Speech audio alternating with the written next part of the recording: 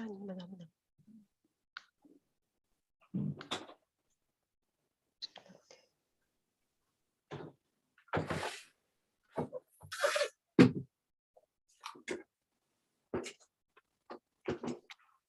evening, everyone. Konnichiwa, minasan. It's a pleasure to welcome you all to our second lectures in our IJBC-IJL online lecture series. We have created this lecture series to commemorate 70th anniversary of diplomatic relationship between India and Japan. To celebrate this 70th anniversary, we also have organized various programs, which includes monthly lecture series, then fireside chat with Shefali, which is specifically to listen to inspiring interviews, and of course, the last but not the least, our flagship event, Konnichiwa Pune, which will be held in November 2022. Our efforts have been recognized by Government of Japan, so Embassy of Japan in Delhi, Consulate General of Japan in Mumbai, and other than that, Government of India and the India-Japan Laboratories, as well as KU University. We are blessed by having some good sponsors.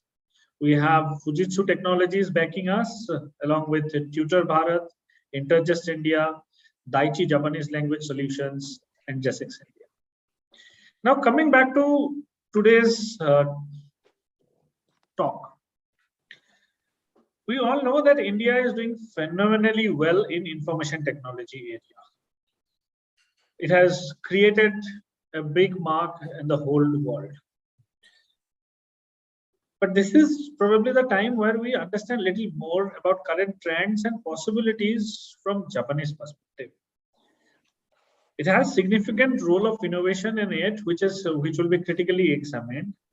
And we will, during this next 1 hour, we will try to understand more how Indian professionals who has explored possibilities for startups and IT industry, how they are doing in India and Japan, and where the opportunity lies. We will try to give an opportunity to envisage the future course of innovation and the bilateral relations with due consideration of ongoing global trend. And I think if we look at the overall global trend, both from economic and geopolitical perspective, this relationship is going to grow well, and IT will definitely play a very important role. And to talk on this topic, we have two eminent speakers with us. First, let me welcome Yukio Takeyari-san. He is a senior researcher at KU University and was former managing director of the Sony India Software Center Private Limited. And we have Mr. Siddharth Deshmukh, who is president of India-Japan Business Council, as well as founder of IT and SES company, Shimbi Labs. Now, before we go further, I'd request Tomo Kawane-san to say a few words and also introduce Takeyari-san to all the audience. Kawane-san, please. Okay, thank you so much, Mr. Abhishek Chaudhary, for introducing me and as well as introducing the event. And also, this is a very auspicious occasion to have a prominent, very eminent speaker like Yukio Takeyari-san as well as Siddharth Deshmukh-san. So first of all, we would like to listen to Mr. Yukio Takeyari-san's lecture. And let me give a brief introduction about Mr. Yukio Takeyari. He's a senior researcher of Keio Research Institute at SFC, and he was a former managing director, Sony India Software Center Private Limited. Takeyari-san has over 30 years of experience in software development and has served in various management and leadership positions in Sony Corporation.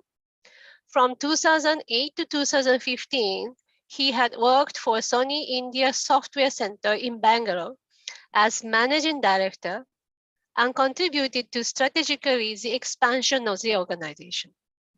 After that, he returned to Japan and retired from Sony Corporation. Since April 2014, he has been chair of NASCOM Japan Council to promote India-Japan relationship in IT industry, and he's been continuing this activity in Japan. In March 2018, he published a book, India Shift: Why Are the World's Top Companies Based in Bangalore, in Japanese.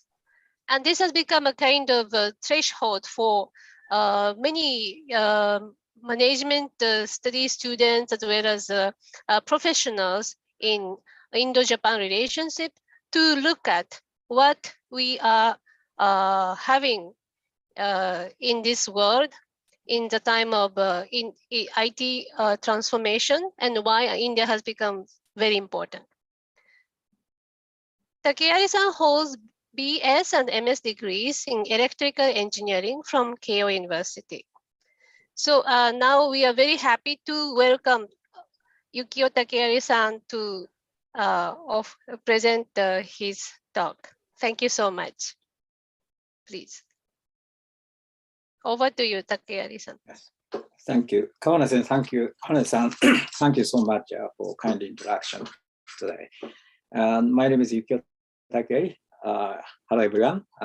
Konnichiwa, namaste. And it's a great pleasure to talk in this special lecture series, for which celebrating 70 years of India-Japan diplomatic relationship. Today's my talk is about Indian IT industries and innovations. I'd like to share my presentation now. And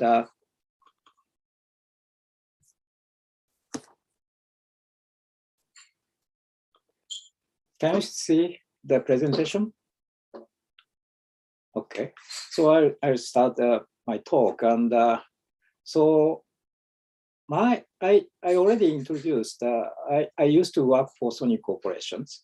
And at Sony, mostly I was working for a computer product, like such as engineering workstation, like PC. PC is, maybe some of Indian people may know about the bio.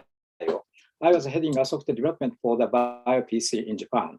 And also some other computer-related technology product. I was mostly spend my time at Sony. So because of that, I'm frequently visiting Silicon Valley, US, and for the various meetings and participating a lot of conference. So I know the strengths of the US computer industries very much, and also they are very much globally influential to the in leading various technologies. But honestly, I didn't know that much about India at all, and at that time. And my first experience in India was, it was 2001, almost more than 20 years back. This is my first visit to India. This is a Bangalore. And because when I was working on the bio PC, my direct boss was Mr. Ando. He became a president of Sony Corporations, and he was requested to come down to Bangalore to inaugurate Sony's new office in Bangalore. And he was suggested me coming together with him. I agreed to join his delegations. One of the most interest to me was not India, because the president is flying by corporate jet.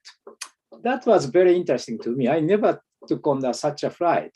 So I agreed to go to Bangalore by corporate. It was a very nice trip to Bangalore. Actually, I visited several IT companies, and also kind of R&D center in the global companies.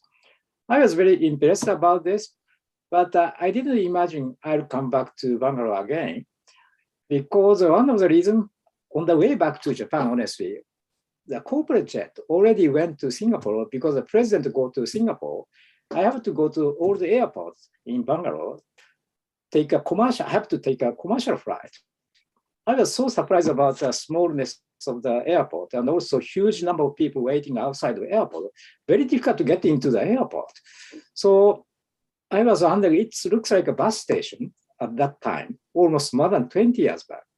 So that's why I didn't imagine coming back to India anymore. But 7 years later, I came back, and as a head of this organizations. Sony India Software Centers in Bangalore.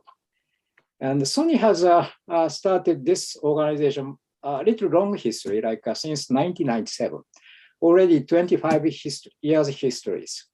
Sony India Software Center is working for the internal IT system development and also the software for Sony product.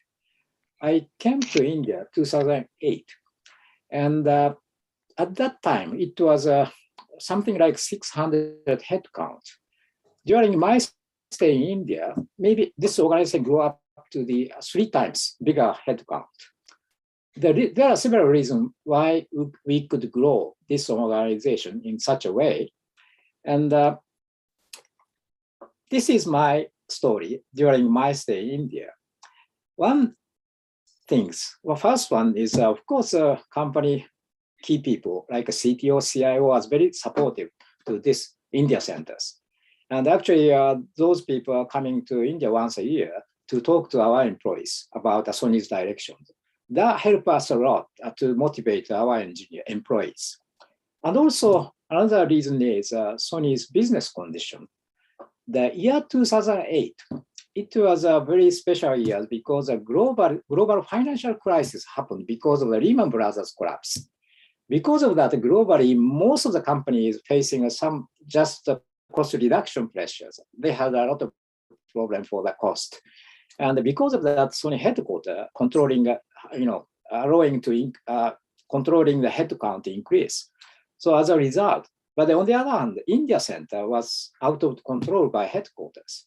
So in India Center, in my risk, I could increase the headcount if there is a demand from the headquarters to India. So that's another reason we can grow like these organizations. Third one is the competency buildings. At that time, Sony's IT group was using some ERPs and also need to have a technology like Java and the enterprise architecture as a main interest for the headquarters. And also for product sides, in India Center was working for like operating system for the consumer device for many years. And technology was quickly evolving and such as the networking capabilities or digital right management emerged as new technologies. We can quickly catch up new technologies and we could support the Sony Tokyo development teams. So third point is we could successfully build a good competency as Indian centers. Fourth one is another aspect. Because originally Sony is, as you know, Japanese companies, and we are supporting mostly Japanese headquarters. But we realize there are Sony group companies worldwide, US, Europe, and China, and Latin America.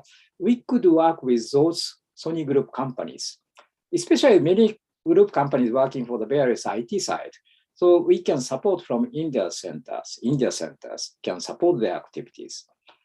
Last one is I think this one is I could contribute the most as my contribution to this organization. We try to increase the exchange of the human resource between India and Japan.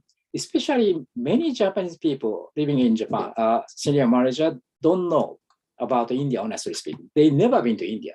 So I suggested, please come to India. And not only senior management, also key managers or engineers, I suggested to come down to Bangalore. Actually, I remember some certain years, we are inviting 300 people coming to Bangalore to visit us. Not for the business reason, just ask them to come and see what's happening in the IT industries. That helped us a lot understanding India IT industry. Also, I create a lot of like a program, like expat program, for example. Japanese people come to India to work with the Indian centers as like expat. Mostly people stay in India for 3 years. Also opposite, of course, we send Indian people to headquarters. And for short duration, like an internship or training program, we create. And for Japanese people and Indian people. By doing this, I think we could increase more understanding of Japanese people understanding India, Indian people understanding Japan. Also, we could have a lot of interaction. As a result, we could grow a lot. That's a kind of my experience in India. So after coming back to Japan, end of 2015, some publisher asked me to write a book about my experience about the Indian IT industries. I agreed upon, but I spent almost 2 years to write this book. It's very difficult to explain the detail about the Indian IT industries. The book title is so-called India Shift. Subtitle is Why Are the World Top Company Establishing R&D Center in Bangalore? And in this book, I try to explain how India IT industries are growing and changing, evolving. That's a most important part of the IT industry. I like to understand Japanese people understand what's happening in India. Also, a lot of innovation start happening from India. I think suggested that many Japanese companies should pay attention to India. Many Japanese companies interested in Indian market. No, that I suggested to pay attention to the India IT industry. It will be changing India a lot. So that's a kind of important information about this book. Also, but most importantly, my key message is if India, Japan can work together in a much closer way, I think we can create a lot of innovation. That's my key message in this book. Especially nowadays, as you know, there are many disruptive technologies emerging nowadays. And many Japanese companies thinking about, oh, let's go to Silicon Valley, US. But my observation, many Silicon Valley companies already coming to India, expanding operations. So most of the Japanese people are paying attention to Silicon Valley, US. I think suggesting to more interest should pay attention to India. That's also another message in this book. So maybe to start with, I'd like to show you how the India IT industry is growing in the last 20 years. This is a kind of revenue base for the India IT industries. Many of the audience today is Indian people. You should know about this, but you have never seen such a graph, maybe. And year 2000, the India IT industry is something like $8 billion only. But the year 2021, it became $196 billion. So during the last 20 years, India IT industry grew up to 24 times. But during the 20 years, India GDP grew up 6 times. And still the India GDP is just half of Japan. Maybe another 10 years, India GDP maybe catch up to Japan GDP, maybe. But already India IT industry-wise, much bigger than Japanese IT industries. Another interesting aspect of the India IT industry is from this chart, you can see from the blue portion is export and red portion is a domestic business. So India IT industry is mainly a global business. Client is mostly outside of India because the nature of the outsourcing business model when the IT industry started, India IT industry from the beginnings, it was a global business. It continued to be a global business even nowadays. And in Japanese IT industry, especially IT service industry, so much domestic business. So Japanese IT service industry know very much about Japanese customers. But on the other hand, India IT service companies are very much, closely working with their various global companies. So India IT industry know more than what's happening globally. That's a very big difference from Japanese industries and the India IT industries. And furthermore, another data, quite a few weeks back, NASCOM announced their new data. Last 1 year, the revenue go up to 227 billion US dollars. It's grow up to the 15.5% compared to the previous years. And especially for the export, growing up to 17.2%. It's amazing growth. Even though the coronavirus pandemic, IT industry quickly grow up, especially last years. It's an amazing growth. This means maybe because of coronavirus pandemic, many global companies start investing to the more DX or digital transformation or IT. That may be happening right now. But India IT industry quickly catching up this business opportunities. But on the other hand, if you look at the industries, the India IT industry, most of the export target counterpart is a company, country work, India IT industry working is mostly US. 62% is US, 70% is UK, and then Europe is 11%.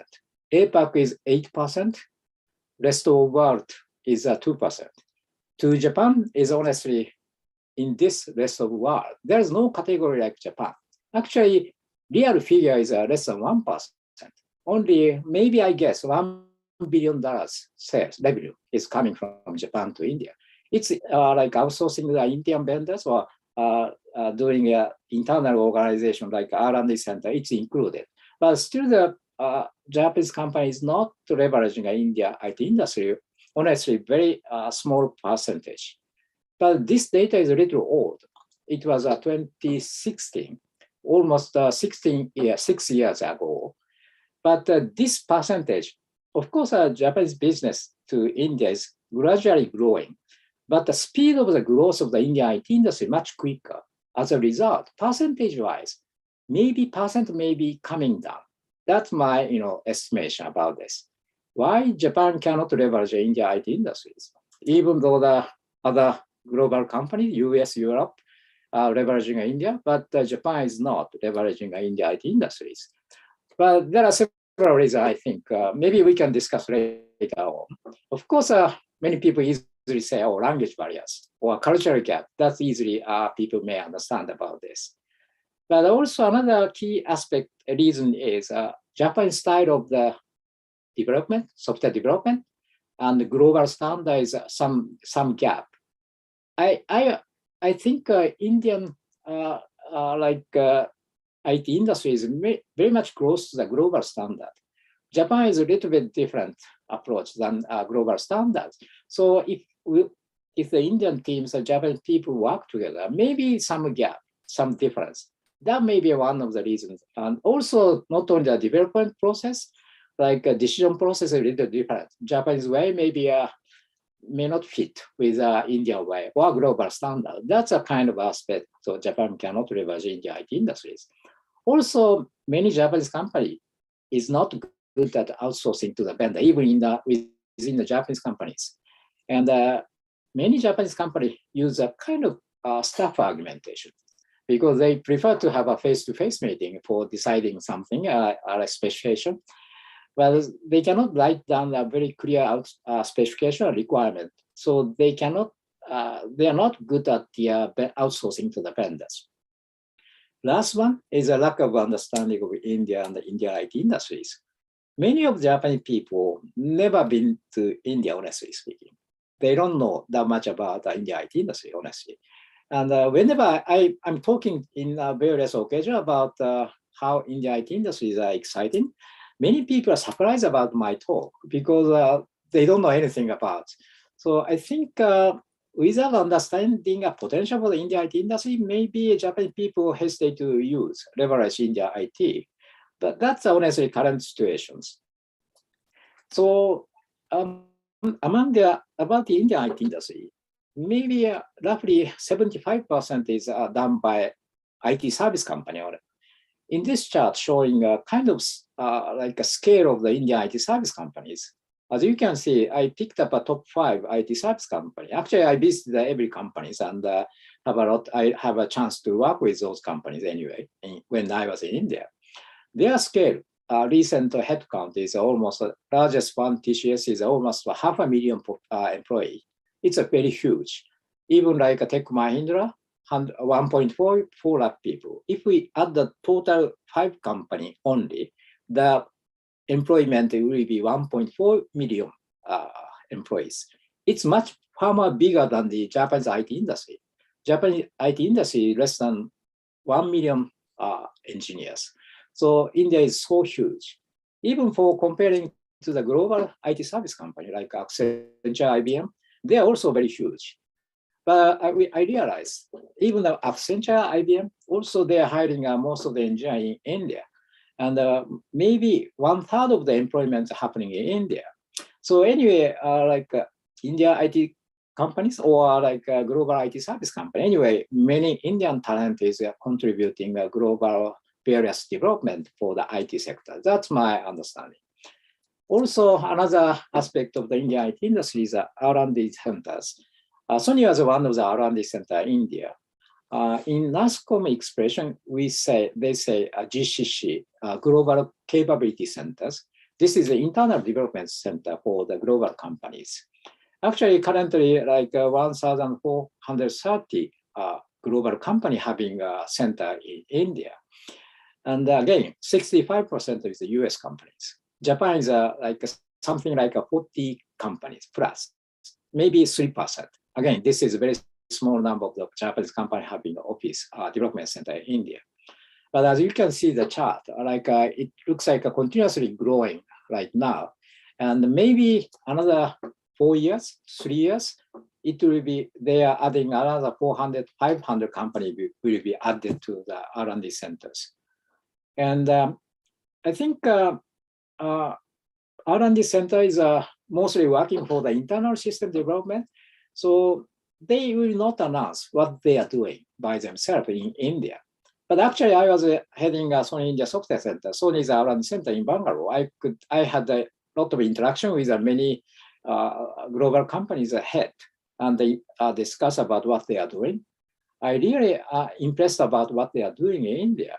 Not only the support function for the headquarters, already they are working for the various product design itself. There are some companies working on the whole product development in India. And also not only software, some companies working for the mechanical, electrical design. Also nowadays, a lot of new technology emerge, big data, analytics, AI, IoT. Many companies start working for the very high-end new technology areas. Also, innovation is most of the key strategy for global companies. And India's center is like supporting their initiatives, leveraging India startup, for example. Many global companies having an accelerator program in India centers, and they try to leverage Indian startup to make kind of innovation for the strategies. And this is just like a partial list of the R&D center in Bangalore. I visited many of them, and not only IT companies, like the semiconductor companies, like most of the major semiconductor companies have an office in Bangalore. And not only IT, they're working for the chipset design. And also telecom networking company like Cisco Juniper. And the Cisco is the second headquarters in Bangalore. And also right-hand side, like electronics, automotive, industrial machinery. Like I put a name like a Japanese company, Sony, Toshiba, Hitachi. And globally like Philips and Samsung, Korean company, German company, also very big presence in India, especially Bosch was in front of my apartment. They are huge. And they are having more than 20,000 headcount in India centers. And not only the, like, for example, another industry is retailers, for example. Major players for US retailers, like UK retailers, they have a very big center in India. Some of them, they don't have any business, any shopping retail shop in India, but they are doing a lot of high-end work, such as digital marketing, for example. And users' behavior in US maybe it will be analyzed in the India center, for example. So this is not a traditional outsourcing model at all. Already many global companies working on the various new technology areas for the companies' very high-end digital strategies. And the BFSI, most of the major players are very big centers. But I noticed some Japanese mega bank also office in Bangalore, in India, but most of them are just a sales office only, not a development center at all. And also another interesting topics is unicorn companies. Unicorn means a global unicorn company, not the Indian unicorn. Many unicorn companies like Ubers, like Grab Taxi, Gojek, it's like Southeast Asian unicorn company. When they start growing, they come to India to start having centers for development center in India. I noticed more than 50 company, global unicorn company coming to India, set up R&D center. That's very exciting again. So another most exciting aspect of the India IT industry is the startup ecosystems. Already, as you can see, last 10 years, 25,000 to 26,000 startup was incepted only in 10 years. It's amazing numbers. And among that, 12% of the companies working for deep tech. Deep tech means AI, ML, AR, VR, IoT, blockchain. There are new technology emerged. The Indian startup quickly catching up a new technology and starting a business like this. The reason that India is becoming third largest startup is there are many incubation centers, accelerator programs, and also a lot of investment money is coming to Indian startup. Especially this year, last year was a very amazing investment happened. Like last year was a $24.1 billion investment. It's a double before the COVID-19 in 2019. So huge ramp up the investment money in India. And so as a result, like a lot of new unicorn was startup became a unicorn companies. Especially last year, totally 70 companies is a unicorn right now. And even last year, 42 companies joined the unicorn club. But 11 companies exit because of the IPOs. I remember some company like Freshworks. I visited like 2015 in Chennai. Freshworks was a very small organization at that time, but they grow up very rapidly. Last year, they made an IPO in the NASDAQ. The company value became almost $10 billion in the sudden. It's amazing success story about the Indian startup. But not only that, in front of my apartment, I noticed when I arrived in India, in front of my apartment, two people started some companies. I didn't know that company, what they are doing, but they became a kind of Flipkart. It's the largest e-commerce company in India. And they are the first unicorn company. And finally, they exited because acquisition by Walmart. That happened in front of my apartment, actually. I was very surprised about this, such a growth of the Indian startup. So I think this is a kind of summary of the Indian IT industry that continue to grow in scale. Of course, still cost arbitrations having, especially comparing to US, maybe a lot of cost benefit if the Indian team has an advantage. And also technology-wise, it's most of technology open source, very much open technologies. It easily can catch up the new technologies. Also, scalability is one of the strengths of India. If the engineer is required, maybe immediately new graduate can be higher. So that's a huge scalability as in India. And also, not only some Japanese people think about, India is a software development or software testing maintenance. It's wrong. They already have a kind of knowledge about domain knowledge, not only a software, internet, or telecom, semiconductor, medical space. There are many companies working for the product itself and already capture the domain knowledge. And many Japanese people think about India software countries, and China is a manufacturing sector. Maybe it may be changing. India already started designing hardware and mechanically and electrically. But the challenge is manufacturing is the most difficult challenge for India. But already has a capability for hardware design already. And also another uniqueness of the India IT industry is very much linked with the US. And something new technology emerged in US easily catch up to the Indian teams can catch up, because already US company have a large development center in India. Automatically new technology emerged. Automatically India team can catch up new technologies. So I think new technologies are is becoming a new opportunity for India IT industries and continue to help them to grow. And also lastly, startup ecosystem. As already told you, many global companies started accelerator program in India. So leveraging India startup for company innovations. That's very hot topics right now. So maybe apart from the IT industry, my interest is kind of digital India. I think India is becoming a country of the innovations in my perspective, especially this technology like Aadhaar, for example. Many Indian people already registered it, biometric-based ID systems. I remember when 2009, like Infosys CEO, founder of CEO, Nandan Nilekani was appointed as a chairman of UIDAI, and he started to make biometric-based ID systems immediately. In 5.5 years, 1 billion people registered.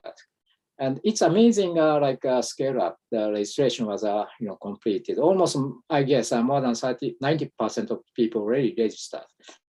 And also very interesting, this technology, biometric technology, was provided by Japanese companies, which is envisage. And not only that, India created a software architecture like a so-called India stack. This is very interesting architecture for other softwares.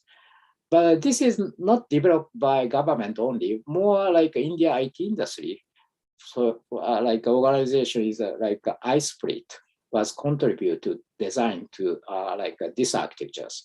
This is very interesting architecture because technology-wise, mostly using open source based technologies and also make API open. So many developers can easily develop a new application on top of this. And there are very interesting phenomena happening, especially most impacted one is cashless. India is quickly moved to the cashless societies and leveraging these technology software stack. So combining a hardware technology and also software stack can create a lot of innovations. I think when I was in India, India was clearly a cash society. If we don't have a change, I cannot get any small changes when I purchase something at the shop. But nowadays, quickly becoming a cashless society, much quicker than Japan, honestly. And also, another interesting topics about this is India was making this architecture or software stack, make it open source and also deliver to the world. I think it's called a Moship, and by IIIT Bangalore is promoting these initiatives. I think are very interesting ideas for if another emerging country adopt these technologies, they can quickly move into the cashless society or paperless societies, presenceless societies. It's, I think, maybe accelerate the change of another emerging countries. Maybe I think Japan can learn a lot from this type of approach. I hope Japanese digitalization have to be accelerated furthermore. So I think India is a country of the innovations because of the diversities, like also various problems, like especially a lot of social problems in India, and not easy to solve, and a lot of cost constraint, and the infrastructure is not ready yet. But strength is, the IT industries and also high-skilled IT talent. Also, many of them are like entrepreneurship. I think that may create a lot of innovations, like a lot of issues, a lot of young talent, which are with IT technology and the entrepreneurship. Also, kind of a jugaad spirit, for example. I think a jugaad may be good sometimes, but sometimes may not be good. But in terms of innovation, I think jugaad spirit makes sense and create more innovations. There is a book so-called Jugaad Innovation written by Indian professors, but this book was translated into Japanese. The title is Innovation Must Be Learned from Emerging Countries. Actually, in the past, many innovations started from the developed country and then came to the rest of the emerging countries. But nowadays, it looks like a very interesting things happening from India. They create a lot of innovation that may come out of India. Those are innovations are coming out from India to other countries. That's very interesting things. So go back to the little bit topics about Japan topics. I think Japan has a lot of issues, honestly speaking, about DX. And I like to talk a little bit about the situation for Japan. And So this is one of the report just published last October by IMD. IMD is a Switzerland business school, very premium business school. Every year they publish a kind of digital competitive ranking. This year, Japan was ranked about 28 among 64 countries. Last year was 27. So one rank down this year, unfortunately. Of course, Japan has a lot of strengths, but a lot of also weakness. As a result, it became a 28, ranking 28. And if you take a look at the red portion, international experience is a 64. I don't know, this is the last among the 64 countries. Also, foreign highly skilled personnel is a 49, also very, very bad. Also, digital technology skill is a 62 second. I'm not sure this is really correct or not. Maybe showing some aspect of a Japanese society or knowledge aspect. And also immigration law is another maybe 60 second. And for the future readiness, like opportunity and threat is a 60 second. Agility of the company is a 64. Again, this is a loss. I don't know why this is so low numbers. Maybe Japanese companies are more like, the conservative, not that much ready to quick to change. Agility is very less, unfortunately. And also, last one, this is also very important issues. Use of big data analytics is a 63rd. And look at these figures, maybe very big problem for Japan in the future. And also, even among the G7 countries, number one is US, second is Canada, UK, and Germany, France, then Japan is 28. So after Japan, among G7, only Italy. That's a kind of report by IMTs about the digital competitiveness report. But I'm not sure how this is correctly reflecting the situation of Japan. But this is a little negative side of Japan's situations. Also, another things report by MITI. MITI is, as you know, the Ministry of Economy, Trade, and Industries, Japanese one of the government. They publish a report about 2025 digital cliff. This means many Japanese companies still running an old system, which is a legacy system. And those systems are becoming more and more complex and a black box by repeated customizations and make it difficult to change, and also leveraging new technology. That's one thing. And also the problem will be happening 2025. The reason is many people who worked on a legacy system, they may be retiring. Also some technology using a system like SAP was maintenance will be ended. So because of that, if the company cannot overcome these challenges, Japan must suffer the economical loss of up to 12 trillion yen. It's almost $100 billion per year after 2025. This is a kind of warning by Japanese government to the companies. Also, another topic is shortage of IT talent in Japan. And in this chart shows the almost again India Japanese IT talent is almost 1 million people right now. Not that much growing. So, but the gap will be much bigger year by year. Maybe estimation like 2030, it will be 450,000 shortage of IT talent. That's a kind of estimation by Japanese government, like a meeting. So I think it's a big issue for Japanese companies. So now Japanese government tried to accelerate the DX.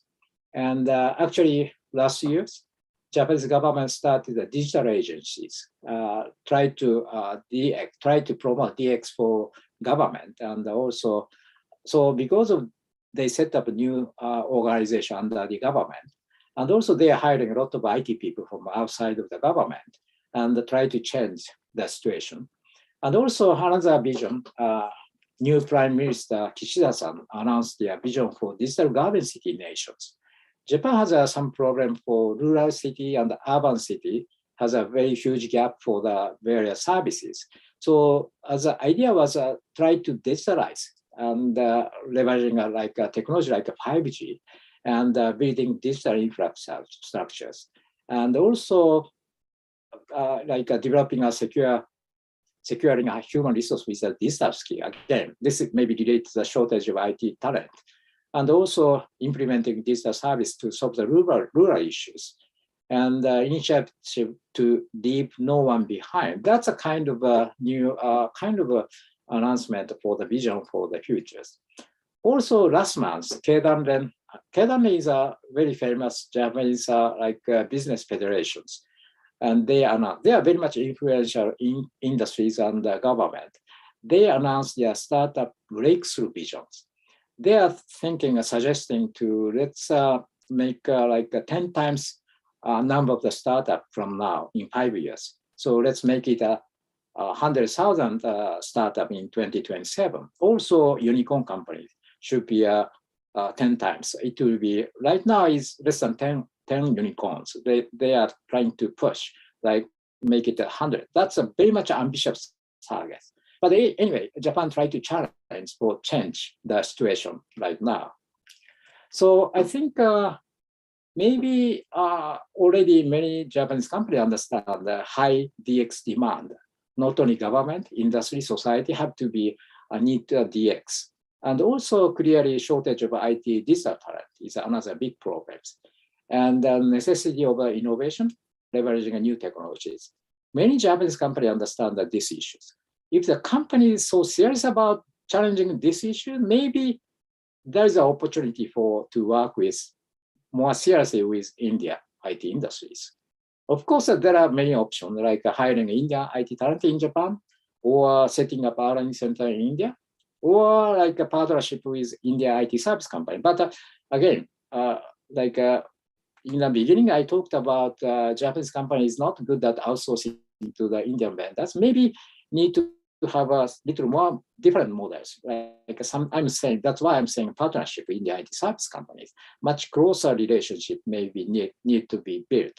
Also, other things are like startup investment in or partnership with Indian startup. Many Japanese companies have an interest in the business in India.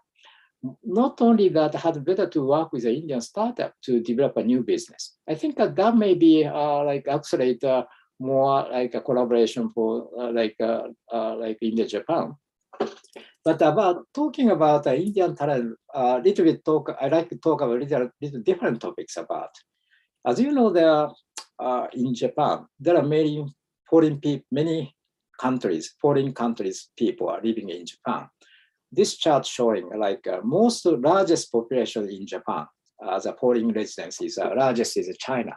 China is more than 7.8 lakh people is living in Japan.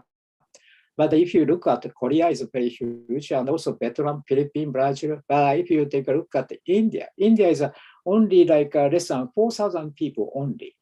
I know the Indian people going to US, 4 million people. So 100 times bigger number of the people, Indian people living in US. Japan is 1%, less than 1%. Okay. Also international student in Japan, totally more than 300,000 people are studying in Japan. Again, largest number of the student is coming from China. But again, India is less than 1,869, less than 2,000. I know Indian students going to US for higher study for 2 lakh people. So again, this is a percentage is less than 1%. So most of the Indian people go to US and first priority. Many people are going to US to work for or study in a higher study. But Japan is a very small percentage. That's one of the challenge for us to how we can change the situations. Also another opposite. Japanese people are living in many global, going abroad, but many people are living in the US, 4.5 lakh people living in the US. Again, India is just 10,000 people only before the COVID-19. Even this number is smaller than Singapore. Singapore, 35,000 people is living in Singapore. Unfortunately, India is a very small number of the Japanese people living. So it means clearly, I remember the first lecture by Ambassador Hirabayashi talked about people-to-people connect is very important. But unfortunately, this reality, maybe we are very small number of the people are connected to each other. That's a kind of reality. How we can change the situation? And this was a little interesting survey done by JETRO, a couple of years back. And some Japanese Indian people are working, already hiring in some Japanese companies. According to this survey, 27 Japanese companies who have hiring highly skilled Indian talent in Japan, they answer the questionnaires. 80% of the company hiring Indian talent is very positive evaluations for the employment and retentions. And the satisfaction rate is almost 100%. And turnover rate is almost the same as that of Japanese. Many people easily think about Japanese people or Indian people easily quit the company. Maybe it's wrong from this survey. So Indian people join the company, they stay a little longer, and nothing different from Japanese. And the reason for Japanese company hiring Indian talent is accelerate technological development. That's the main purpose of the hiring Indian talent. Also, another perspective from Indian talent, 56 Indian talent answer the questions. And 63% of the Indian talent will continue to work in Japan for mid to long term. I think this is very, many people easily think about, or Indian people easily go another country later on. But once they start working in Japanese company, it looks like they stay longer than our expectations. And the reason why the Japanese, Indian people want to work for Japanese companies, technological capability of Japanese companies. Of course, the technology means not only IT, there are various technology areas. Once join a Japanese company, they may understand the Japanese companies' technologies. Also, reliability of Japan and also Japanese culture. They are the reason they like to work for Japanese companies. I think, of course, some challenges, some compensation issues. We need to change. Japanese company will change a little bit for accepting a good Indian talent. But this basically a very positive aspect of the the result. I think we need to increase this type of experience and more invite Indian people to Japan. Also, not only that, Japanese company come to Japan to hiring Indian talent for R&D center in India. So I think as a government doing a lot of the IT and digital collaboration as a government levels. Actually, 2018, JETRO started the India-Japan startup hub in Bangalore. They are connecting to the Japanese company and the Indian company, including a startup. Also, as you know, the Japan-India digital partnership was agreed upon. And also some fund investing in Indian startup was started. Also, another recent one is Japan-India Cybersecurity Park. There are many areas of collaboration for India-Japan for the IT and digital areas. But I really expect more industry companies, private companies should think about more serious about strategies, and India-Japan can collaborate. I think there are many area of the collaborations, especially for think about the future, IoT, 5G era. Maybe Japan still good at the sensors, device technology, also robotics. The Indian, people are good at more technology, IT side. Maybe we can collaborate a lot of generating a new innovation. That's my sincerely expectation for India-Japan, collaborations. So hopefully, I think through the Japan-India partnership, I hope to create a global innovation. Thank you so much. Okay, thank you so much, Takeyari-san. It was very inspiring and also quite updated information you have incorporated. Thank you so much.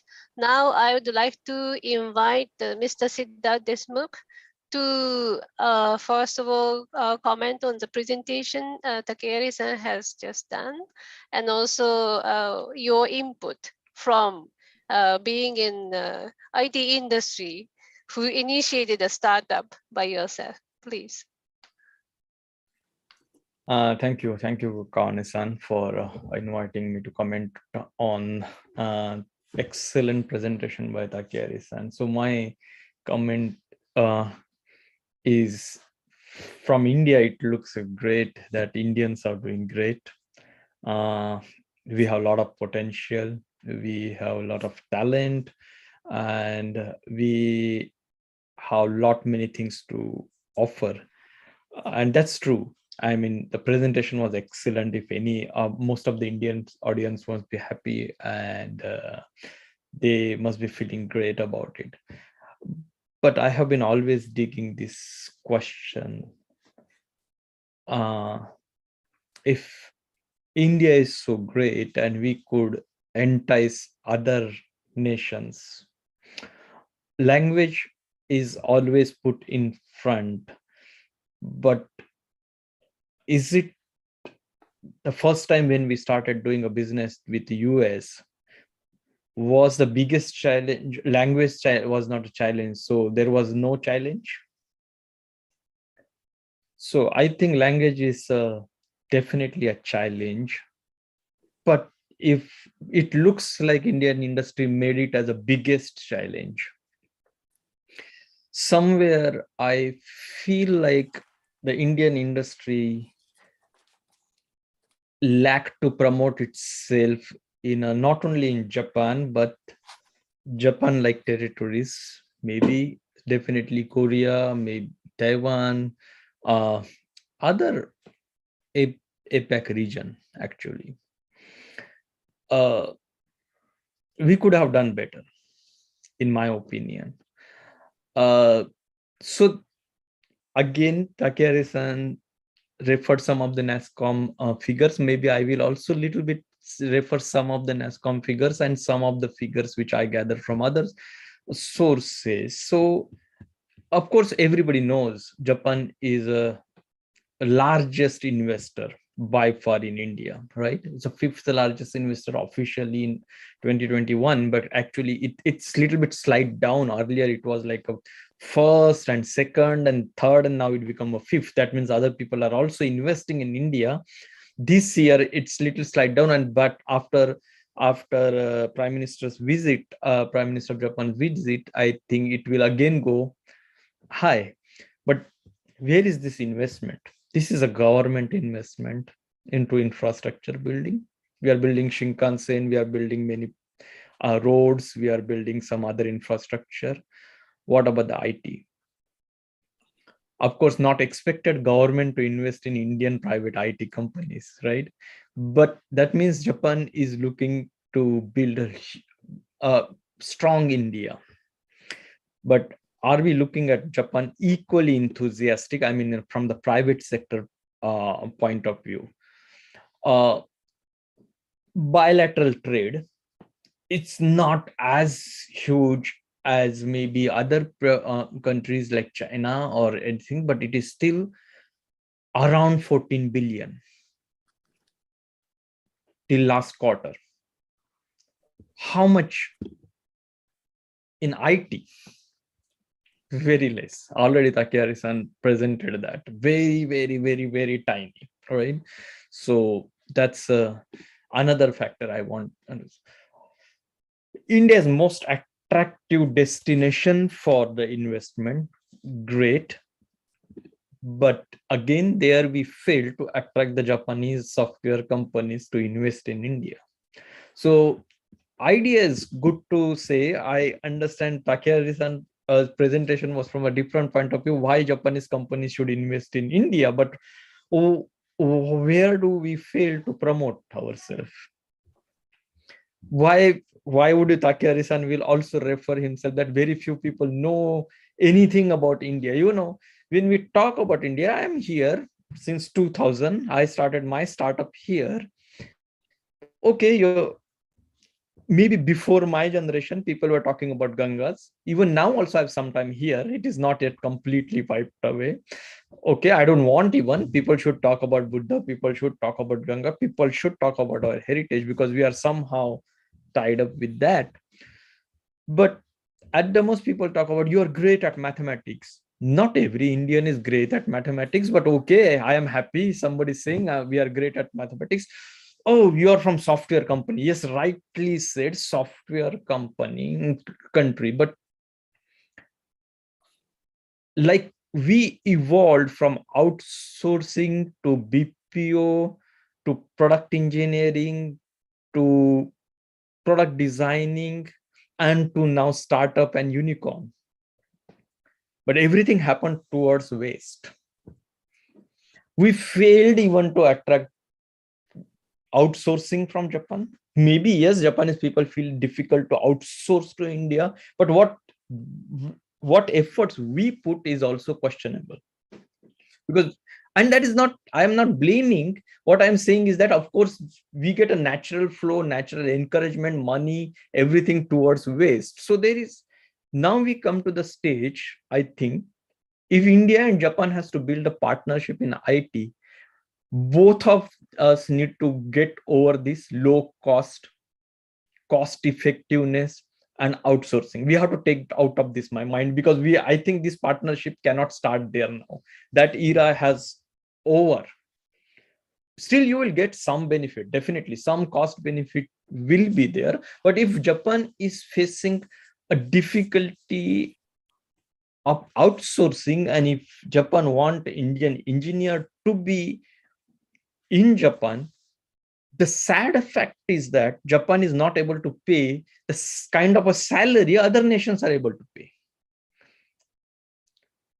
Very few Indian engineers get attractive salary in Japan, but unfortunately, after 3 years, they start realizing that there is nothing improvement after this, right? So this needed to change. But at the same time, this is from Japan point. The names, my argument is from India's side. I'm reading this very interesting book. The timing is so perfect. I'm reading again the NASCOM story book, the Marvik effect. I think Maverick effect. I think Takeyari-san must be knowing. It's recently published, and NASCOM like organization done lot of effort to promote Indian IT industry as a one to Western world. But NASCOM itself also failed there to promote that in Japan effectively, right? The way Japanese want to hear. The problem is that we went to Japan and we spoke the way we are talking to the Westerners. That doesn't work, right? So we need to talk the way Japan understand, but we also failed to market ourselves because we were happy to get a lot of business from Western. But then interesting figure, this is again from the NASCOM, and I found very much interesting about this figure is like we are according to the NASCOM report, by 2026, we should be receiving the project revenue of 3.50 billion from all over the world. While as IT domestic spending of Japan, according to this report, is around 230 billion. So that's a huge what we are getting from all over the world and what Japan is spending domestically. If Japan can spend that much domestically, that means we need to understand that there is a still huge market in Japan, and we have to get over this Western love marriage and little bit start looking at East and little bit start thinking differently what we can do about it. Another staggering number is there are around 90 active investors, VCs from Japan are heavily investing in India. We welcome such investment. Why should not? We as an entrepreneur, we should welcome the money. That's nothing wrong about it, right? They are investing in India, VCs, and we should enjoy it. We are able to attract VCs. Again, the point goes back, we are not able to collaborate with the private companies, not VCs, right? So again, we know how to sell and attract the money, but we couldn't sell our skills because these VCs found the money in India. They came, they investigated by themselves, they put a lot of research, they met people, they talked to people. It's opposite. The Japanese VCs done marketing, they sell themselves to the Indian startups, right? That we have money and you have a great technology and we want to invest in you. That's a very interesting proposition. But probably we failed to go and convince Japanese companies that let's partner and let's work together. If it is not working outsourcing, let's do the joint venture. Of course, there is a huge mindset, which is because the IJBC is a platform where we want everybody to talk very fearlessly and frankly. Japanese companies need to get over you if you cannot outsource, you want engineer, then you cannot call in Japan Indian engineer at a low cost and ask them to stay in Japan at a low cost without a salary increment. Indian engineers are used to 10 to 15% of salary increment. When do you learn this? If you don't learn this, for IITs, this was very interesting. TIIT program. I'm not sure. There are Indian unicorns. In fact, many Indian unicorns are without IITians. I'm not against IIT, but IITians are already so much in demand all over the world. How many Japanese can get out of them? And is Japanese corporation are ready to pay that kind of a compensation to them and then retain them? So problem with this is some kind of a partnership which need to little bit frankly speak upon. And as Takeyari-san said, we need to speak about the different partnership, different way of a partnership. And he rightly mentioned maybe a joint venture where not outsourcing, but becoming a partner and figuring out the strength and working together. That is good. Investing in Indian startup, that is already happening. Interestingly, what Sony does, should do by more companies, is establish some research center here, establish some centers here, engage the people here. Once they are engaged here, probably 3, 4, 5 years they work here, they will be happy to also work in Japan and get integrated in the Japanese society. That's a good way. Then initially just asking them to come to Japan, give them a lot of cultural shock, which they feel afraid. Then Japanese also get a lot of cultural shock because these engineers go, they behave differently and maybe expectation doesn't match. So probably we need to find out something in between. So we need to find out something in between. So the best idea in short I would like to propose here, and then maybe we can open the forum for questions, is we need to start a fresh partnership. We cannot not completely ignore, but we cannot continuously go to the old model of outsourcing or refer to that success story, because that success story was between West and India, not between Japan and India. It never took off. It never succeeded. So we don't want to go back there. Probably we need to start working on a joint venture. The initiative which just now I saw in a presentation, 100,000 startups. 100,000 startups. If I say this is very ambitious, but let me be very optimistic. If they come up, does Japanese market can support it? The problem with Japanese startups are always domestic.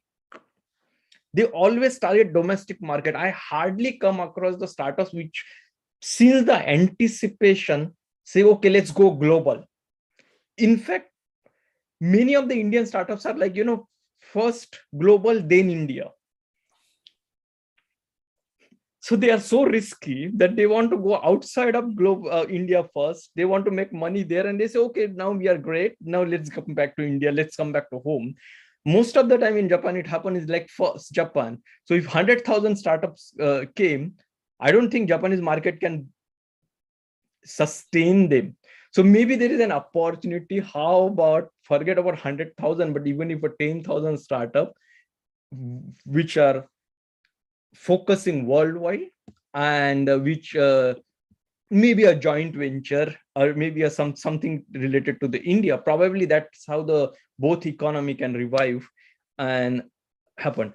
And one last question, like India need to also think, then when you want Japanese people to come here, what is that we can offer them? Not the people who are working, the families who are coming with these people. The same question I ask many Japanese people that, okay, fine, you want Indian engineers to come, but what about their family? Their wives are also educated. You don't allow them to work? You don't give them a proper visa to go and work. Because they cannot speak Japanese, their career is completely spoiled. Many people I know in India don't come to Japan because they say our spouses are highly educated. I learned Japanese. She or he doesn't know the Japanese. What he or she will do in Japan? Highly talented people don't want to sit in home. Similarly, when Japanese expatriate coming here, India need to think a lot more. That do we have that kind of a, all the infrastructure to support these expatriate as well? Because talent doesn't come alone. They will come with their family. They will bring their culture. They will bring their habits. They will bring everything with them, because they are probably, many of them are like a first generation migrant. So this need to be also think. So I think very interestingly that from Takeyari-san's presentation, what I realized that many people are realizing the potential, and he's also promoting heavily. I know he talk a lot about India and Japan, about Japan Indian industry, but I think it is equally probably IJBC like platform to speak a lot about our industry, to sell it the way Japanese understand and not the way Western understand. Otherwise, this partnership is always big headlines in a newspaper every time two prime minister meet, and nothing more than that. It's a I don't see anything happening. 6 lakh engineers going from India to Japan is something very, very ambitious. So I think future is there. Indian industry also need to little bit think and change the plan to sell itself, market itself. And I think at IJBC we'll try to do that effort. I think that's my comment, and I think we should now definitely quickly open the forum for everyone to ask questions. Thank you once again very much, Takeyari-san, for excellent presentation. I really enjoyed it. Thank you. Okay, thank you so much. Now I would like to invite the questions from the audience.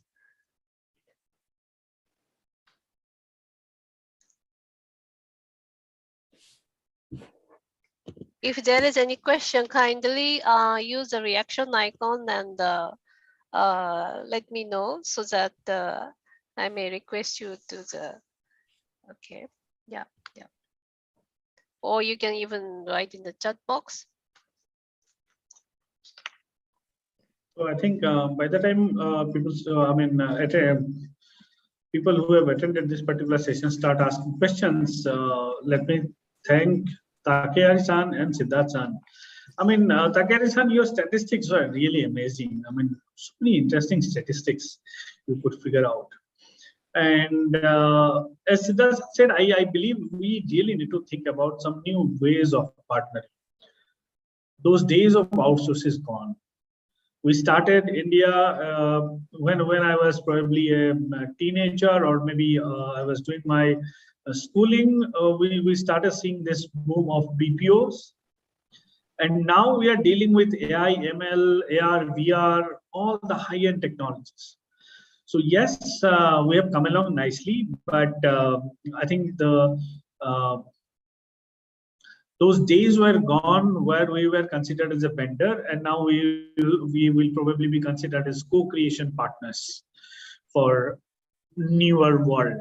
This world itself is redefining, and we will probably be a part of it. And India-Japan partnership will definitely come along nicely. So thank you very much, Takeyari-san. It was really great hearing you out. And Siddharth-san, as always, it's inspiring listening to you, and your thoughts and vision towards the newer world is newer, specifically Indo-Japan relation, is something I always admire. Thank you. Yes, thank you, Abhishek-san. And also, actually, through both of your presentation and also talk, I could literally imagine the faces of so many Indians living in Japan who have been telling me these issues. In person, in group, this has been the topic, and I would say that the Japanese society have finally realized that, okay, we need lots more Indians in Japan. However, we are still not yet ready to prepare the ground to receive real talented people with equally or maybe much more talented family members coming along with them. So that is also a quite important topic, because I have personally witnessed that those who are living in Japan, Indians, say one generation, two generations, their children are somehow going abroad to the third country to find their opportunities. So why this is happening? This is also a question. So if I may ask Takeyari-san to say, maybe put some words on this aspect, and if you could have some suggestions or some ideas, will you please share with us?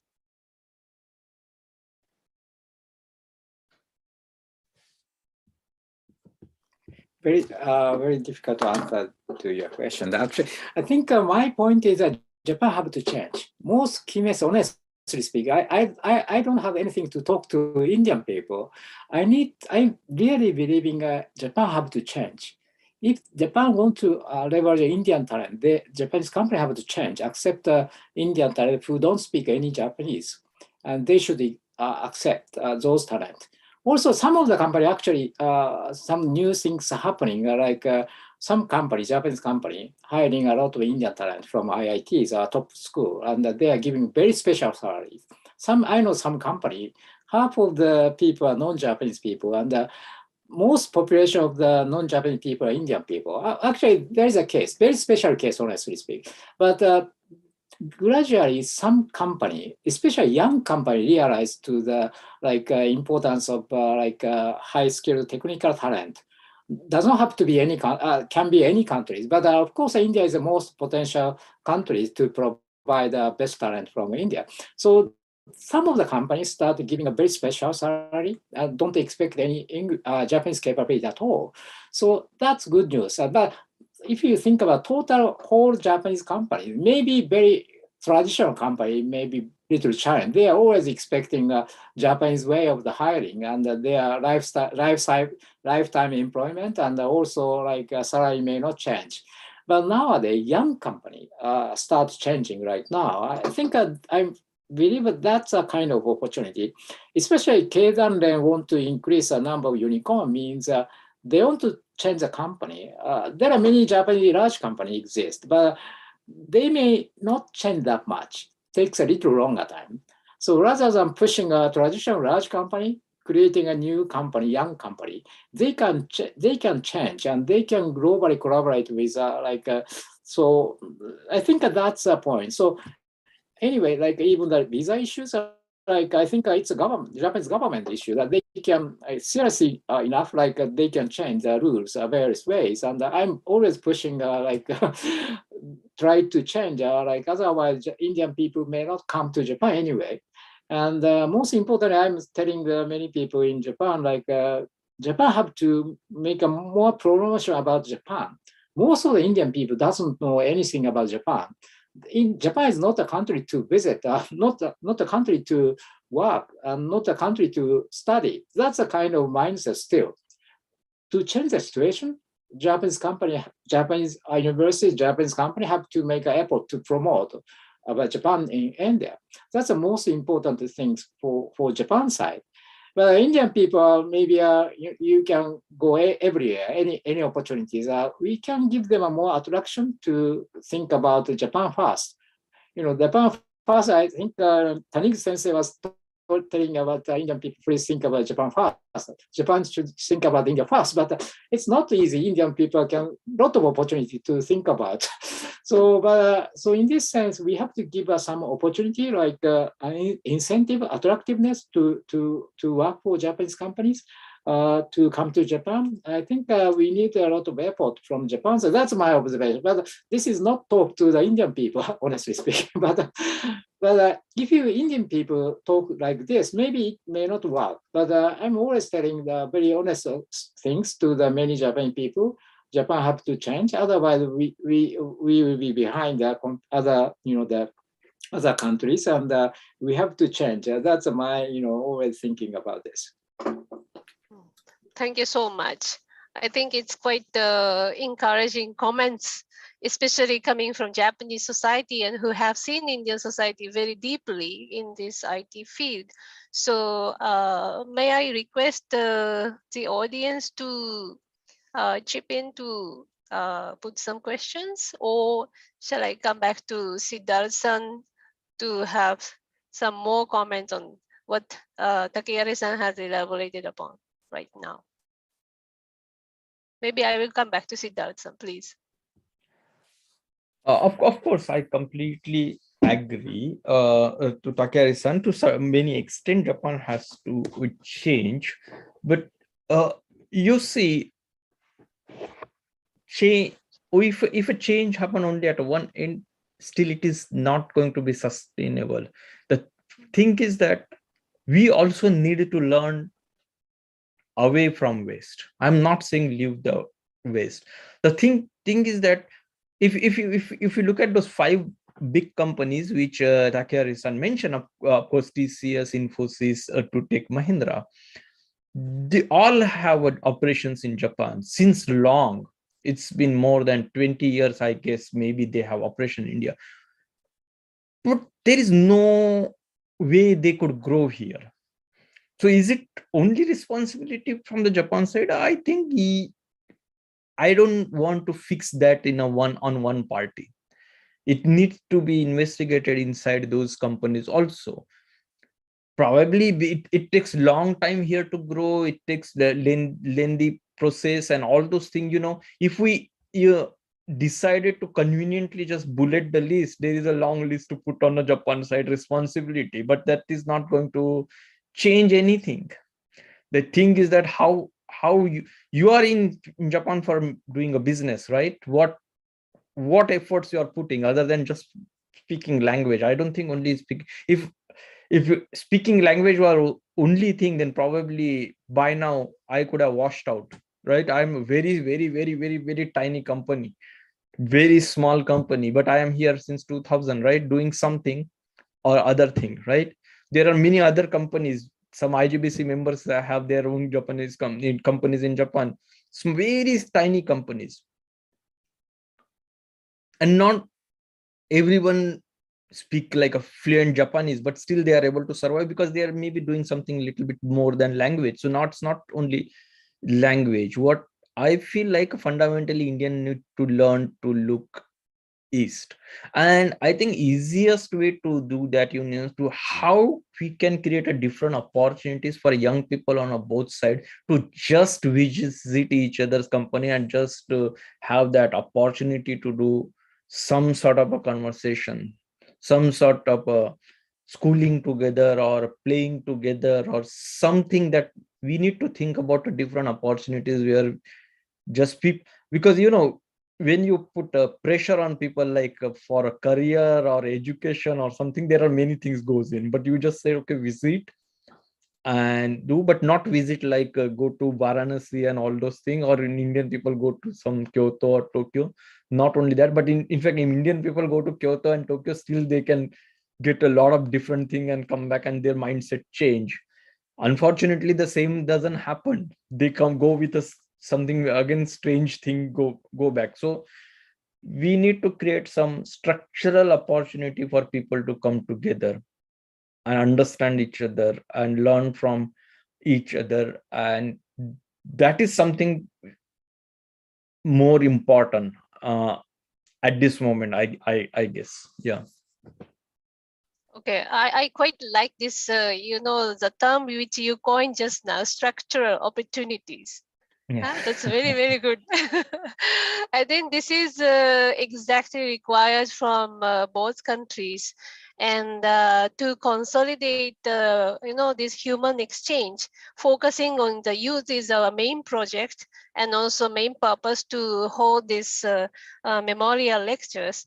And I'm very happy that both Takeyari-san and Deshmukh-san have spent considerable time to prepare, so ponder over what's happening around about the India-Japan relationship lately, and also with the scope and hope to see what's coming ahead, and also probably in this generation, not beyond this generation, in this generation itself, we will be able to look forward to consolidate and also strengthen a real good relationship.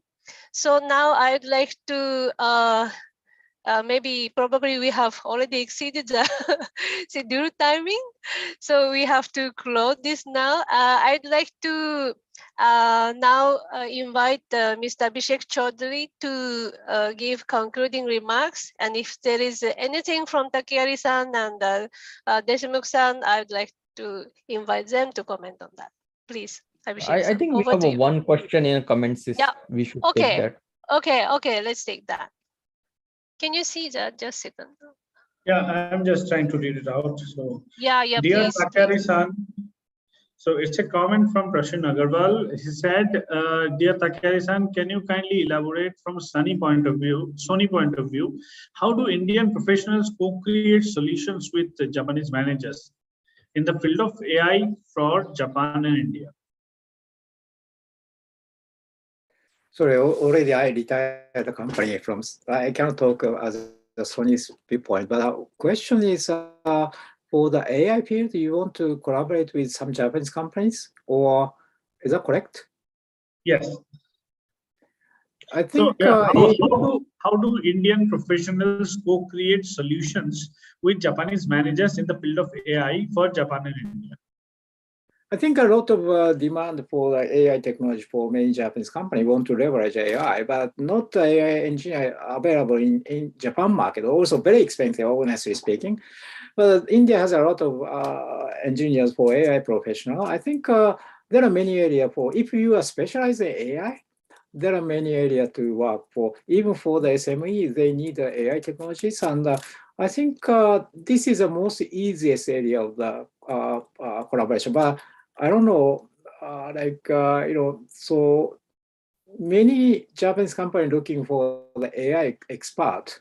And maybe I think could be you can work for like AI areas. I think a lot of opportunity. You may, I don't know, but the challenge is how you can find the potential Japanese company or Japanese managers. Maybe it's a little challenge, but my observation is a huge demand about AI technologies are expert, and every company may be needed. But of course, AI technology itself maybe maybe understand the Japanese market situation also.